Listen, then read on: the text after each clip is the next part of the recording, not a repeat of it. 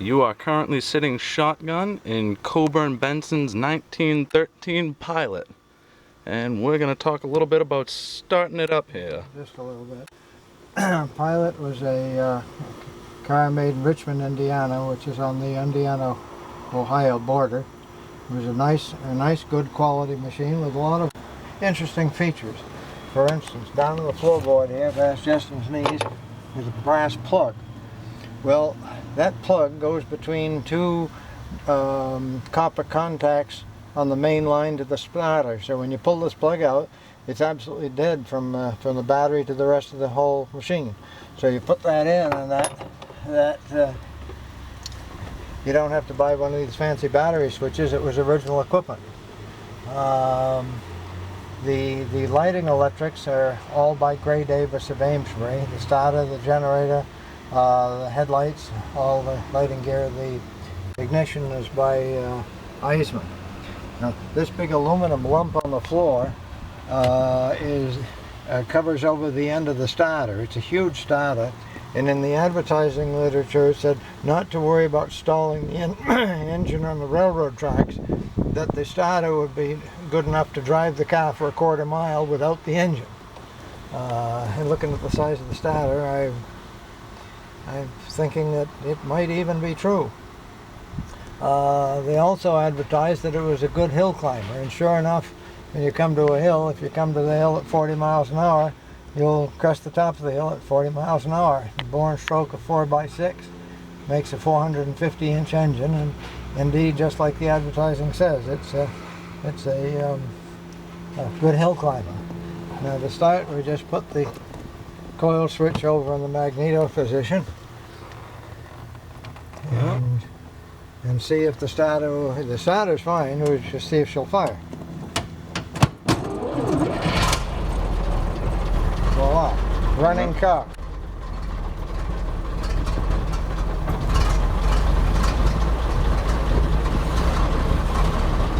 And we can open the cutout so we can hear the engine a little better.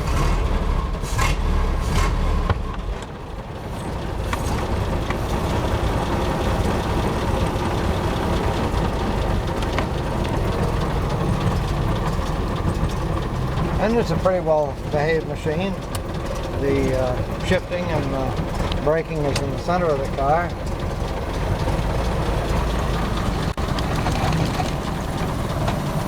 And we're off.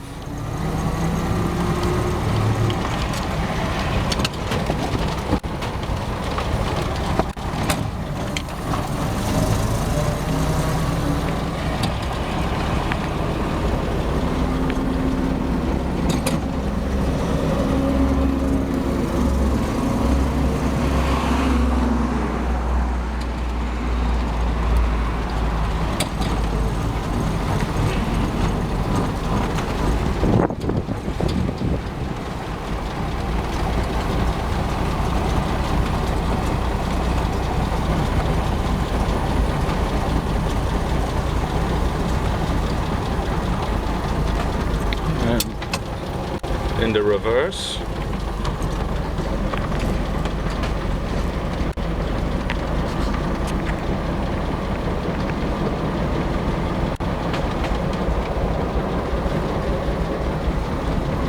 There we are. Well,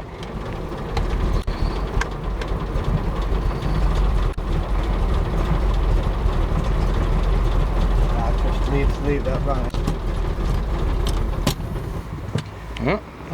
It's a big 450-inch engine. It's a so-called T-head, a relatively modern design for that period. It's not cast in pairs as most of the engines were, but one big enormous block with all six cylinders and pistons in one casting, and that was the beginning of casting techniques of that sort. Designed by, I think it was Frank Tita, and he went on to form Perfect Circle piston rings, and was very much into the automobile trades his entire life. I can't remember when he died, but these early Tita engines were a quality engine and only used in very few high-end cars.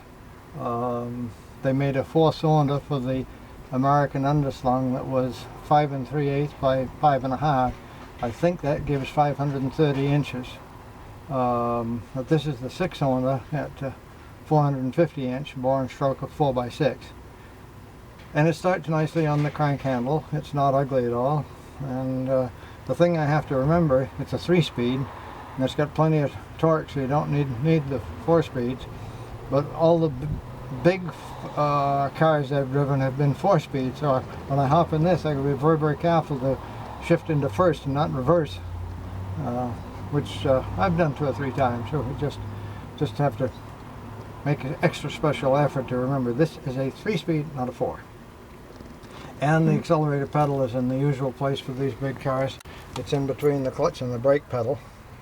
And many years ago, having spent some time driving a Mercedes, I swapped onto a big PS Arrow, a 500-inch PS Arrow, and I happened to take out a Silver Ghost Rolls, and I was out passing a car, or a truck actually, and all of a sudden a car came over the horizon, and I immediately slammed my foot down between the clutch and the brake pedal because I knew that's where the power was, but the Rolls didn't have the power. It was the PS power that I was looking for.